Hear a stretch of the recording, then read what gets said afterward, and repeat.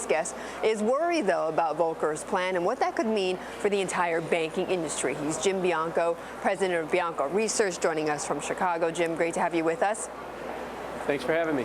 Okay, and some of the reports out this morning, though, I don't know if you saw, Jim, saying that it sounds as if there may be a chance that this Volcker Rule could be watered down or at least different from what it was laid out originally by Paul Volcker.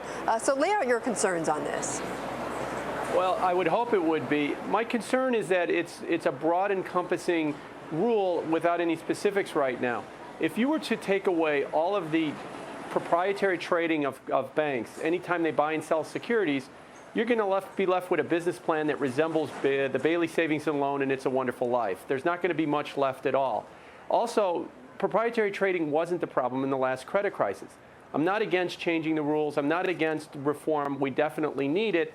But when you just have this broad, open-ended type of thing where you take a major part of banks' business and say you can't do that anymore, it is kind of concerning as to what is the end goal there. But isn't that a bit exaggerated, though, Jim? I mean, proprietary trading, I mean, some are saying that this could be a very small part of banks. Why do you say that this actually could take out the entire banking business?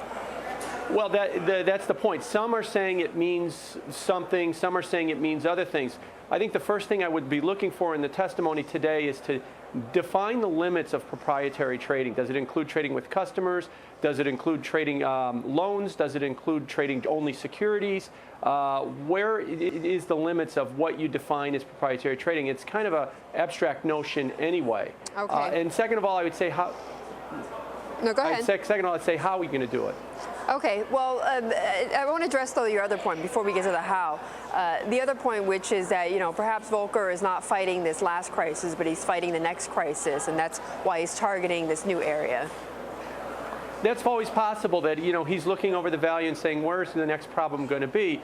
So if that's the case, then lay it out why you think proprietary trading is going to be the problem. There's lots of pundits, including myself, that are all trying to predict where the next crisis is going to be. And if you ask 50 pundits, you're going to get 75 areas where the next crisis is going to be.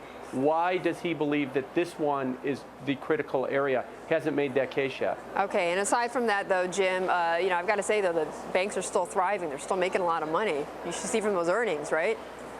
Right, and there was also rumors that this was going to be severely watered down as well, too, so that at the end of the day, that this Volcker Rule may not be as harsh as we initially thought a week ago when it was first proposed.